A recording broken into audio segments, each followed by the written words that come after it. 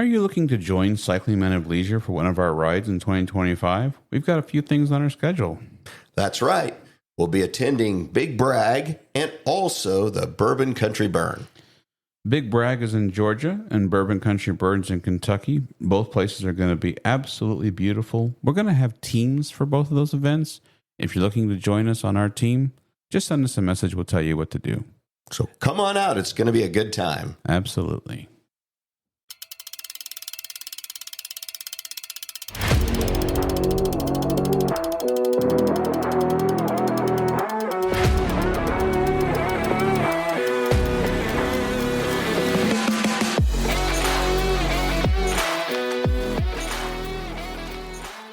Well, it's time for Road Adventures with Cycling Men of Leisure, the podcast for cyclists who understand that riding is not just about getting to the destination, but the experience along the way. Now, here are the original Cycling Men of Leisure, Adam and Michael. Hey, good to be with you again.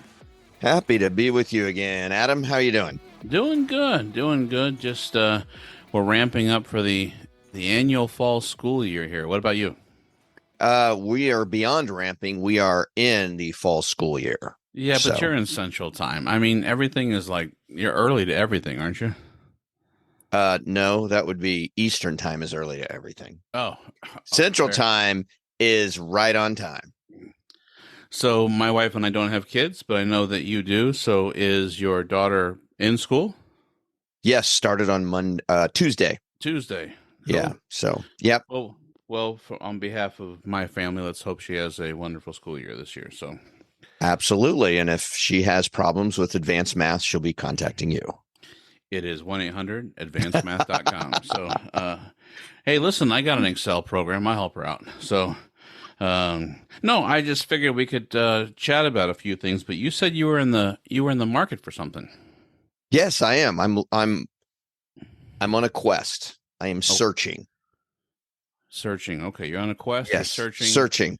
Are you searching for like what came first, the chicken or the egg? No, nothing quite that deep or profound. What I'm looking for is actually will benefit you. I think we need to reach out to our listeners. Okay. Which at this point in time, we've got a lot of listeners out there. I'm sure we can find somebody. We do have a lot. We do.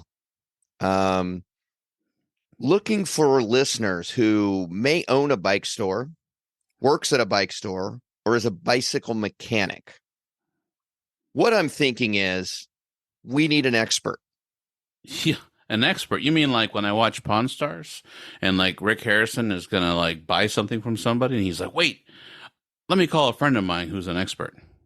That's exactly what I'm looking for. Okay. Because here's the deal. Does it come with the smoker's laugh that he's got too, or no? No, that's optional. That's all on you or them or whatever. But no. Sorry. Watching too many reality TV shows, aren't you?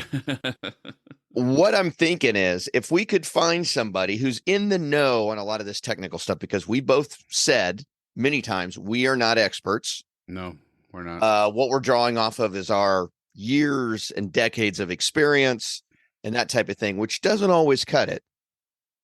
And it would be nice to have somebody who, if we got into something that was super technical or we needed information on, something around bikes or bike parts or something like that, we could contact them and they could come in and maybe provide us with the insight that we need.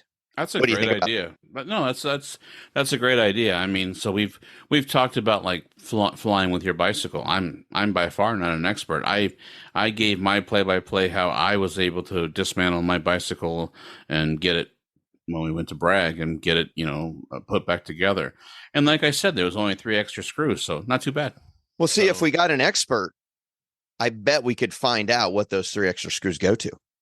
Well, I wonder if it was that duck sound that I had. Maybe those screws. the squeaking duck sound. Well, see, maybe we could figure out where to put those 3 screws to get rid of the squeaking duck sound on your. And there's something we could use an expert for. That's right. We could record the sound and say, "Can you help us?" By the way, one of our team members from Bragg, Ed, reached out to me, and I thought, just for fun, I have not taken the bike to the shop yet. I've been riding my other bike. And Ed truly believes it's the bottom bracket. So I thought for fun that we would do a play-by-play. I'm going to get the bike to the shop. I think I'm taking it Saturday morning. Mm-hmm. This is being recorded on Thursday. So I'm the problem is the freeway that goes down to the bike shop is under major construction. So to get there, it's not as easy as I would like. Wait, stop. The freeway on the way to the bike shop is under maintenance. And that's preventing you from driving your bike to the bike shop. Yes. Because you live in a large city in Michigan and there's only one road to the bike shop. So that road construction is keeping you. It's not like you're riding your bicycle there. Take the back road. I will, but the problem is I work Monday through Friday and the bike shop is only open till 6. And for me to get there, I would never get there before the bike shop closes. You get off at 4:30 or 4 sometimes. The bike shop is my not boss that. Listens to this show. Be quiet. He's still on call. Don't worry about it. That's right. I'm just saying, it sounds like there's some pretty big excuses being made of why you cannot get your bike to the bike shop. No, actually, in full transparency, ever since I've been home from Ragbri, I've ridden my bike here in the house, and I've been golfing a lot. There's been some outings and some wonderful charity events that I like to attend. So, but I thought for fun on Saturday when I take it in, Ed truly believes that he had the same sound. And if you're not sure what we're talking about, on our previous show, all across Iowa, I'd hear this eat. It just kept happening. And so we kept trying to fix it. But I thought for fun, we'll see if Ed is right and he thinks it's the bottom bracket. But this is where your expert could come into play. Well, Ed's a intelligent guy. I bet he's onto something. I just don't know what was more annoying in Iowa is that squeaking duck, as I call it, or you telling me every day, oh yeah, after we get in, I'll take this down to the bike mechanic and have it looked at. Next day, take it to the well. Now I know why. There was probably a busy road there by the bike mechanic, trailer, which prevented you from taking it in. There's about 5,000 tents, and by the time we got in, after riding 90 miles in the 100-degree heat, the last thing I was like, it'll be fine. So, hey, it went all the way across the state, and it's just fine. Oh, I heard it all the way across the state, so I can verify that. Absolutely. Well, we will see, and if we had an expert or someone like that, they could definitely help out and pipe in and say, you want to give this 2 turns to the right and carry the 1 and subtract the 2, and this is what you need. So I like your idea. 120, whatever it takes. In the movie, I think it's 2. Yeah, 220, whatever it takes. So, but see, that's too much TV I've been watching there. So here's what I think you should do. Okay. I think you should take the mini handheld recorder with you, and after he's made the diagnosis of it, I think you should ask him. It's like, hey, would you just explain what's going on here, and we can put it on the show. I think that's great. I think that's a wonderful idea, and I'm willing to do it. So, I mean, if he's willing to do it, but I think that would be interesting. The guys there are all great. I think I could tell them, hey, you guys all know I have a podcast. Can I record the diagnosis just because there might be someone out there going, I'm actually curious. So,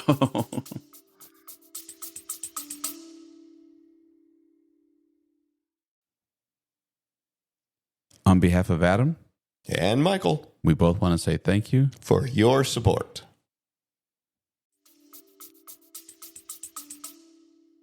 Cool. Well, I'm glad you're going to get it there. I hope, this Saturday, the road construction does not keep you from, getting over there and getting it fixed. It's kind of crazy, actually, just real quick. They're doing this thing called a flex lane, and they did it from Ann Arbor. So I live north of Ann Arbor. They did it from North Ann Arbor to 7 miles up, and then they stopped. And then they're like, hey, you know what? That was such a good idea. We're going to continue all the way. Well, now they're just disrupting everybody. So it's just crazy. So, but yes, I need to get it down there. So, and I choose to go to the same bike shop. The bike was purchased there, and it's just not real great, but we're going to make it happen. So anyways, expert, I love the idea of recording if he says, "Oh yeah, your bottom bracket," because to be honest, we did check with the mechanic there in camp, and he said, "No, it's fine." And everyone kept saying, "That's a bearing, that's a bracket, that's something." But, anyways, so I will do that. So I like your expert idea. Okay, cool. So if you're out there and you fit within the qualifications of being a bicycle expert, drop us an email, shoot us some information on our Facebook page, get a hold of us somehow, because I think we could probably use your assistance. I know we could use your assistance. This actually brings up a great transition point. Speaking of an expert, so you and I on our last show talked about the mayor of Ragbri and how Sue, absolutely, and how she gave us kind of a basic education on e-bikes. And then one of our listeners, God bless her, Elizabeth, she wrote me behind the scenes and said that I needed to be corrected on something. And so I would like to take... Oh, this is beautiful, because I think I have you recorded on a couple of past episodes ragging on me because I got like one thing wrong on my historical facts. And you have brought it up many times. And now you're saying, oh, you were wrong on some of your facts. I have to confess I was wrong. And I also confess that I've teased you about having your history facts incorrect and how we've received emails behind the scenes. And you are correct. There is recordings of that can be found on our show list. So this has to do with the Class 1, Class 2, and Class 3 e-bike. So what we spoke correctly about, let me say that first. We mentioned on the e-bike classifications that we did not know there was 3 of them. We mentioned that that Sue had told us there was Class 1, 2, and 3. And we spoke correctly on the Class 1 e-bike that is pedal assist. It has no throttle. You have to actually be pedaling, and it goes up to 20 miles an hour. So that we did actually say correctly. On Class 2 e-bikes, it has a throttle and can go up to 20 miles an hour. But here's where we made a little bit of a mistake. Oh, you made a little mistake. All right, fine. I was the one riding next to Sue, so I admit it. So the Class 3 e-bike is a pedal assist only with no throttle, but has a maximum speed of 28 miles an hour. And where I said on the last show, and I officially apologize, is I said that Class 3 e-bikes were essentially like a moped and should not be out on the route, and that they had a throttle and you didn't have to pedal at all. And so I was incorrect, and I officially make that statement. And I apologize, and I thank Elizabeth. Yes, definitely. Thank you, Elizabeth, for bringing that up. We always like to make right anything we may have incorrectly spoke about. I will cut you some slack on this one. I understand that, you were on the road riding, talking to Sue, taking down this information. So I'll cut you a little slack there, that it may have been a little difficult to get everything correct. I appreciate that. But what's interesting? After I found out that I'd made the mistake, as I went into doing some research, I had a couple pieces of information that I would love to share with you. So there are 2 states out there that have basically regulated these things as mopeds, and maybe that's where Sue got her information. So Alaska, and a state that you're well known, a really big state, well, maybe state of confusion, but Rhode Island, both of these states, Alaska. All right. Little roadie. Yeah. We don't talk about that anymore. But for an interesting fact, Alaska and Rhode Island have basically regulated these as mopeds, making you have a license. And so majority of the states have basically adopted a law that just says, like, you just have to be a cyclist, and you can ride an e-bike. There are some states out there that have it's really kind of confusing because passengers are allowed. There's no minimum age, but they're kind of looking at what they should be doing moving forward with e-bikes. But there's not a lot of regulations, but they are taking steps towards clarity. But I just wanted to let you know that I made a mistake. So there it is, officially recorded. That's so, okay. I appreciate you stepping up to the plate. I'm not going to hold it against you. I could see where, if you had an e-bike, you could get across Rhode Island in like 15 minutes. So that would be kind of cool. Just cut out that extra 15 minutes, just shoot straight across. But I was interested in the e-bike thing, and I did some research and I found some of the same information. And I was just surprised how many states you're required to register your bike in. Yeah, that's an e-bike. I mean, I think North Dakota requires you to register it. That's crazy. Massachusetts, New York, Wisconsin, West Virginia, Louisiana. I mean, none of the states I would expect you to have to, I could see like New York or something, or, but I just think that's funny. They've got a lot of different rules and regulations because it all boils down to the state level on that. So very interesting. It was very interesting. And, when I was in college, you write a paper and you obviously had to quote your source. And my source is coming from bosch.ebike.com. But this is an interesting thing I'd just like to read real quick. Taking steps towards clarity. Since 2014, with leadership from People for Bikes, the National Bicycle Advocacy Group, and Bicycle Industry Trade Association, more than 30 states have passed a standardized regulations for e-bikes with a simple, straightforward approach known as a three-class system. This model legislation defines the three common classes e-bikes based on speed, wattage, and operation, and it allows states to decide which types of bicycle infrastructure each class can use. Typically, Class 1 and Class 2 e-bikes are allowed wherever traditional bikes are allowed. It also requires e-bike makers to place a high visible sticker on the frame to indicate its class, what class it lies in. And in 2015, California was the first state to adopt a three-class approach, and since then 32 other states followed. Anyways, I'm not going to read 32 states, but anyways, you can see that at bosch-ebikes.com, ebike.com. Sorry, bosch-ebike.com. So very interesting. I had no idea. So Elizabeth actually helped me go down a wormhole to kind of educate me even more. So bold new world, man. Bold new world. It sure is. So all right. Enough about e-bikes. Good enough. What else we got? Well, our next adventure that we have coming up, although where we're going, an e-bike may not be a bad idea. I'm just kidding. But our next adventure together is Bourbon Country Burn. This is in Lexington, Kentucky. Yes. You stay at the Kentucky Horse Park. You and I attended this event last year. We actually did a couple of shows about it. I'm actually hoping that we can do another show about it after this year, now that we're second time, attendees, and looking forward to that.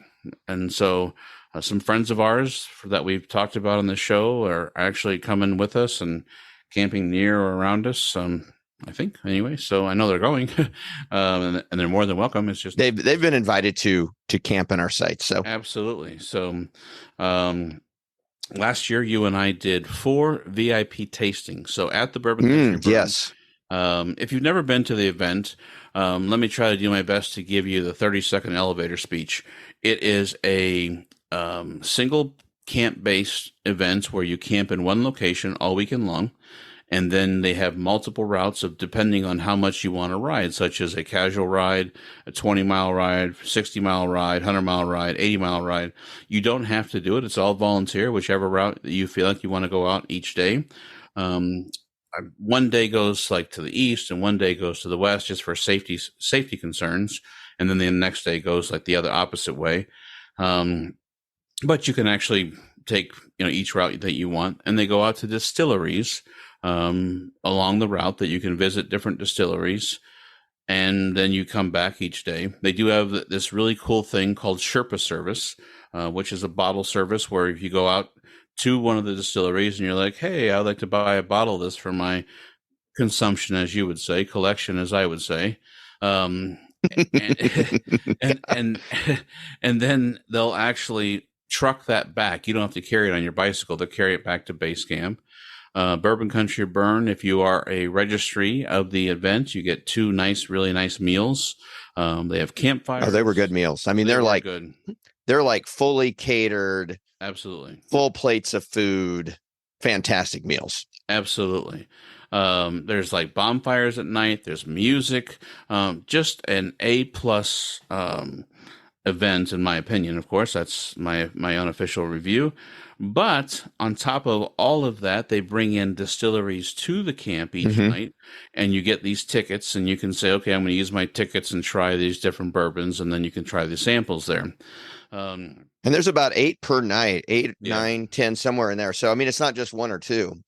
And they bring in some decent names. I mean, Four Roses was there, New Riff, Jefferson or Jeffrons, because the sign was spelled wrong. Yeah, somebody's up there. So they do bring in some really good tastings.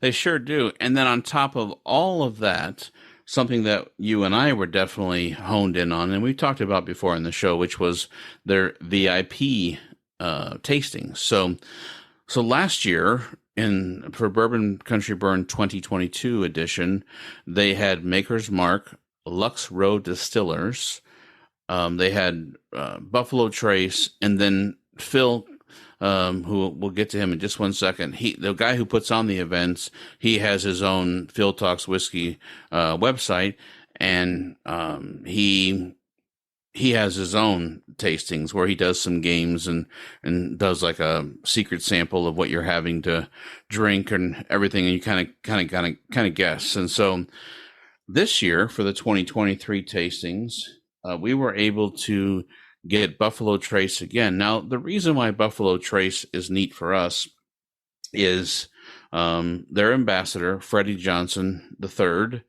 is going to be there. And if you've never seen him, he is a phenomenal storyteller. And he was there last year telling stories about, was it his nephew or grandson? Grandson, right? Grandson. And thank you. So he's going to be there again this year, and he's awe-inspiring. If you are into whiskey, speaker. Oh, absolutely. If you're into whiskey at all, if you like bourbon, whiskey, curious about the history, curious about anything, there's a program, I think it's on Amazon Prime, called Neat, N-E-A-T. And in there, he talks about how his dad rolled off the 6 millionth barrel of Buffalo Trace, and I don't want to give it away. If you watch it, your hair and your arm will stand up. So he's there, and so we decided to do that. And then this gentleman, who actually is going to be on our show, our next show, we're going to have Phil Collen on the show. I love his music. This is going to be so cool. I can feel it coming in the air. That's not cool. Okay. Well, unfortunately for you, it's not the same Phil Collen. I know I mean. Oh, I thought you said Phil Collins. Okay. No, this is Phil Collen. Well, I think we need to get Phil Collins on the show too, but we'll work on that later. Yeah. I think we're going to get a lot more listeners before we get him. So I don't know if he bikes at all, but.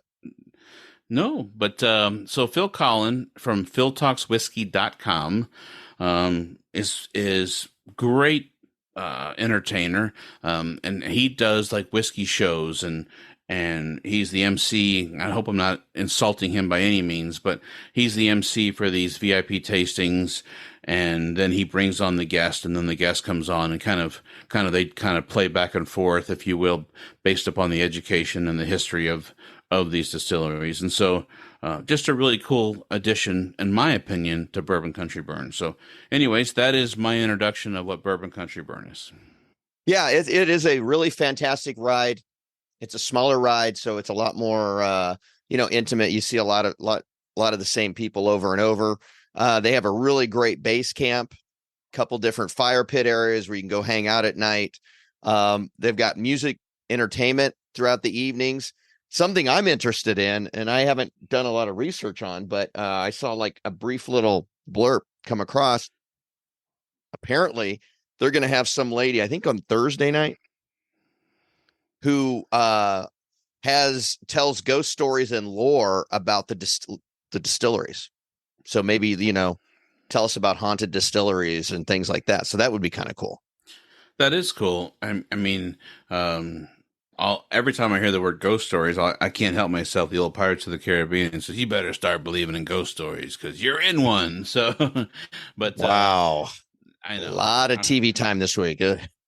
Well, listen, you know, Cherokee, Wisconsin, baby. So, anyways, that's really cool, and I bet you if we know that when we went to Holiday Distillery, how they rotate the barrels and how tall they are. I bet there's noises and creaks and you know cracks and some of those buildings are just old. Yeah.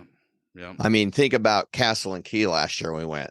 That is just an old building. I was going to say if those walls could talk, so that would definitely be cool. So yes, so our next show is going to have Phil Collin on there, and if you're curious about that, go to philtalkswhiskey.com. You can take a look at picture of him, and you'll see him at Bourbon Country Burn. If you decide to make that event, I highly recommend it if you're looking for something. That takes place September 29th, 30th, and October yeah, so it's a 3-day long weekend event.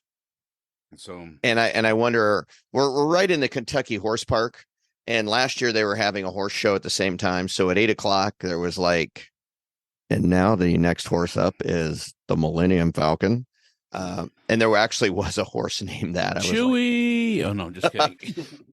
But you know, so you heard when you were in camp the whole day. If you were in camp the whole day, you got to hear all these interesting names for horses. So it was kind of cool. That was, and honestly, I said this on a prior show, but that was my first time in that area, and so I'm highly looking forward to going back. So it'll be fun. It's a beautiful area, and then when you go out and you do the rides during the day, you just go out by these horse farms, and horses eat and live their life better than I do. So, so if you find interest in it, decide maybe that's a ride that you can take on. Like I said, it can be short or long, whatever day you want. It's a lot of fun. You know, come on out. We'll be out there. Join us. Have a good time. Should be fun. Absolutely. So, but you actually said that you actually had done a little research. I had mentioned a few times in Iowa that I said, I think I need to get rid of these shorts. I think I need to get some new shorts. And you said actually you had done some research. Is this an okay time to talk about that? Yeah, we can talk about that. Because go ahead. No, I was going to say, so in Iowa at Ragbri, like on day 5, I was like, man, these shorts are just not doing it. And the threads were kind of cutting into me a little bit. And if you're a cyclist, you know exactly what I'm talking about. So you had said that part of the show research, you had actually done some. So let me just turn it over to you.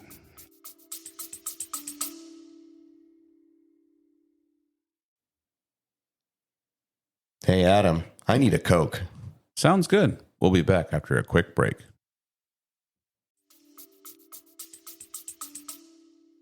Yeah, I actually heard on Ragbri, overheard several discussions about people who, you know, backside might have been a little painful from the several days of riding. And that got me really thinking, you know, everybody who's out there and is riding for multiple days, more than likely is going to get some kind of pain. It's going to happen. I mean, you got the vibrations, you got the pressure, you're pushing on, you know, very tender tissue and nerves and things like that. So I found it interesting. One conversation I heard is this lady says, and she was the first year doing it, and I was sitting there next to her, and she was talking to her friend, and she doesn't normally bike, but she wanted to bike for the 50th because her husband always biked. And she was talking about how she was really feeling it, and her seat needed more padding. And all I could think about when she said that basically was, you know, listening to the the Saturday Night Live Blue Oyster Cult skit, you need more cowbell, but in this case, it's like, I need more padding. And I realized I got a feeling I need more padding.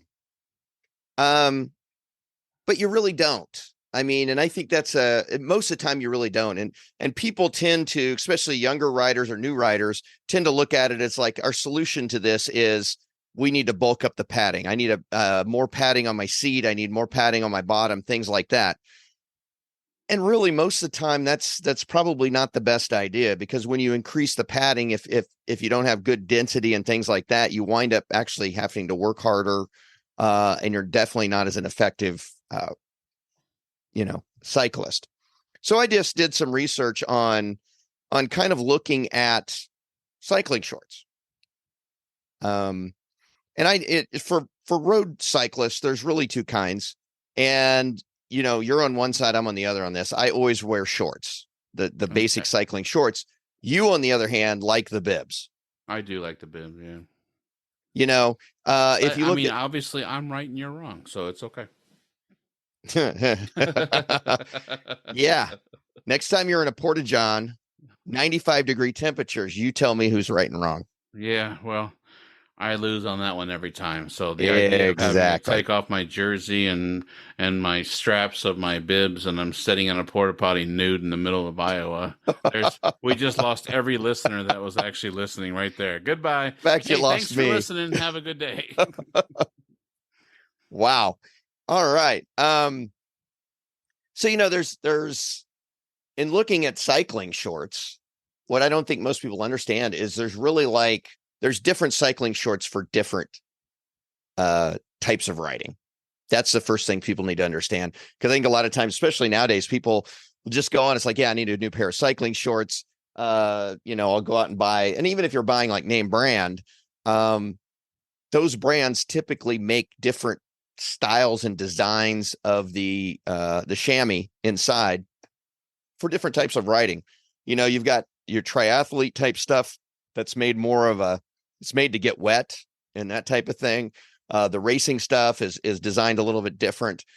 So it's one of those things that you really need to kind of understand and get some knowledge before you just go out and you buy a pair of cycling shorts. What I did in my research, I really found that there's 5 basic mistakes that cyclists are making in regards to their cycling shorts and the chamois within the cycling shorts. And the chamois is just that basic lining. Sometimes it's just a lining. It's just an extra padding of material. Other times it has gel, foam. Sometimes it's got gel and foam. It can be any number of things there. But the big mistakes they make is that people buy low quality shorts, and it's easy going on, the internet, just buying, oh, that's pretty cheap, I can afford that. It's like a lot of things, like the helmets and other parts of cycling, you kind of get what you pay for. So I would really suggest that you go out there, spend a little extra money. It's probably going to make you feel better in one way, shape, or form than if you don't spend that extra money. The other thing I kind of alluded to is that the chamois is too thick. Everybody looks at it, it's like, oh, I got to have more. Again, thicker is not better. Big problem is a lot of times a lot of these companies will sell a unisex, and a good pair of cycling shorts is really designed for it's gender specific, because women's set bones and things like that are different than men's. So if you buy a unisex one, you're kind of like, oh, maybe this will cover what I need it to cover. Maybe it won't. So that's important to buy a gender specific. Another thing that you see all the time or you hear about is wearing underwear under those. They're really designed not to have underwear under those. They're really designed to be right against your skin, give you complete freedom of motion. And then people want to add extra cushion to their saddles. They want to go out and they want to either buy a saddle that's got a lot more cushion, or you'll see a lot of people buying those gel or foam seat covers. And those are really probably the 5 big mistakes that people are making. And I just kind of wanted to bring that up because it came up probably, I heard it come up more times during this last ride than I ever had. And like I said, I think the younger riders look at it as it's a padding issue. I think a lot of the experienced riders don't think about necessarily the cycling shorts. They're thinking more like, well, my seat's worn out, or I need to readjust it, things like that. But really, I think you really need to make sure that your cycling shorts are in good shape. And really, cycling shorts, depending upon how far you ride and how often you ride, cycling shorts really only have a lifetime based upon usage of 6 months to 2 years. So if there's the same thing with tennis shoes, people keep their tennis shoes way too long. A friend of mine had that plantar fasciitis, and when they went to the doctor and they were like, well, how long do you have how long have you had those shoes? And they're like, I don't know, 9 months. And she's like, yeah, the foam, and that's only good for like 6 months. So, of course, we never do that. They're so expensive. We use them for mowing the lawn, or we use them for camping or whatever. But the same thing could be said with biking shorts. But just think, day 4, 7-day ride, you start to hurt. You're going to wish you'd spent a few extra bucks. Oh yeah, for sure. So, and then the other debate is: do you put the chamois butter on the shorts or bibs, or do you put it right to the skin? Well, that's a whole different thing too. Is you also have chamois butter, which is kind of a lubricant, which helps. Technically, the instructions say you're supposed to put that on the seams of the chamois to help with any resistance that might be there. Now, but this is where your expert would be great. You think? Oh yeah, for sure. Okay. Well, see, there you go. You just proved my point that we need one. Absolutely.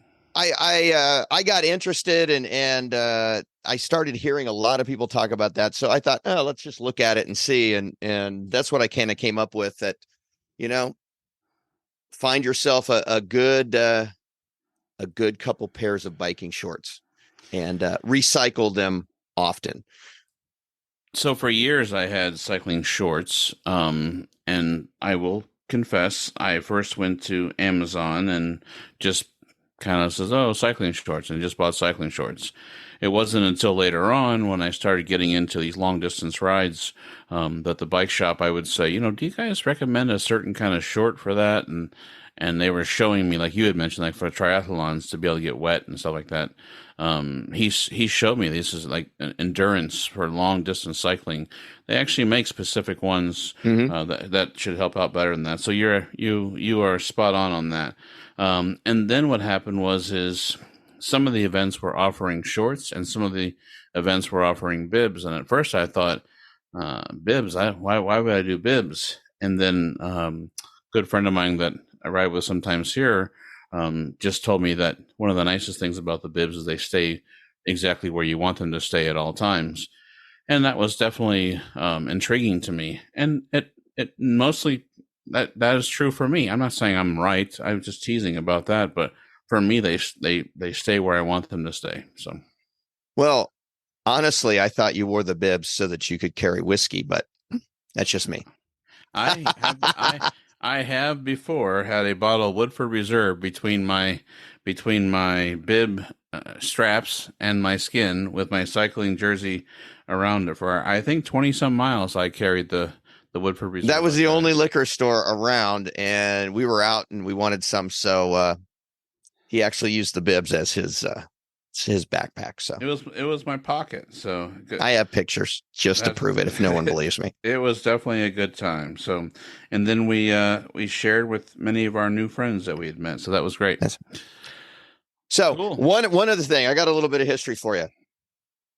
Oh God. Here's where I'm going to get emails. Go ahead. Really? Just kidding. Go ahead. Can you tell me what the first cycling shorts with a chamois were made out of? Lambskin. Oh, you've been doing some research, haven't you? Maybe you bought a pair back in the day. I don't know. No, I believe when I was watching Tour de France, it was like something that they talked about. Yeah. It was either lambskin or goat skin. Yeah. And the shorts themselves were made out of wool. And this was like in the early 1900s. So can you imagine how comfortable those would be? I mean, number one, leather, and number two, wool. I mean, you know how much wool would bunch. Oh, that'd be awful. Yeah, no, I don't want. I don't want to cheat. They had mentioned it. They had kind of even showed like this image. It looked like Hey, the point is, you knew it. That's right. Just go with it. You don't have to explain yourself. Yeah, just say, "Yep." But I don't knew want the someone answer. to think that cheating mother, So, but no, they actually showed a picture of it. And let me tell you something. What it looked like, honestly, was like like a discolored, like a yellowed, like either had a picture on the wall forever. A pair of leather shorts is what it looked like. So, Wow. so Thank God we got Lycra. that's right. People who don't cycle always say, "Oh, you like that spandex?" I usually want to say, "Well, it's not that bad. Thanks for asking." It's actually very comfortable and gives me full range of motion. Thank you for asking. Well, cool. Well, we were able to talk about the expert. We did the correction, Bourbon Country Burn, Phil Collins up next. We're going to interview him, I think, coming up next week, and then we'll have that show put out. And your shorts. Anything else that I have forgotten about, sir? I don't think so. I think we got some good stuff coming up, because I know when we go to Kentucky, we're going to try to do a show out there live, so that'll be fun. That will be fun. And I'm looking forward to it. Me too. So after I get my bike to the bike shop, I'll record the. Once I go back, I'll record what the mechanic gives the diagnoses, and besides that, when it gets back, you know what that day will be? No. A good day for a bike ride. Oh, well played, Sarah. Well played. All right. Have a good day. You too. Thank you for coming along with Adam and Michael on Road Adventures with Cycling Men of Leisure. If you have enjoyed this, please subscribe to the show on the podcast app of your choice.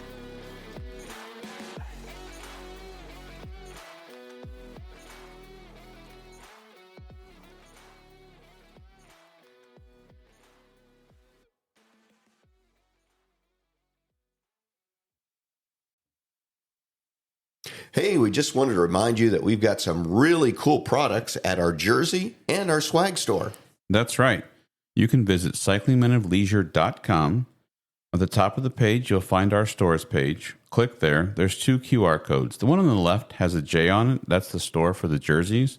The one on the right is just a swag store. Has all kinds of different items. Kind of customizable. You can kind of make the swag the way you want it. If the QR codes are giving you an issue, don't worry. Underneath, there's 2 buttons that you can click on. Thank you, and have a great day.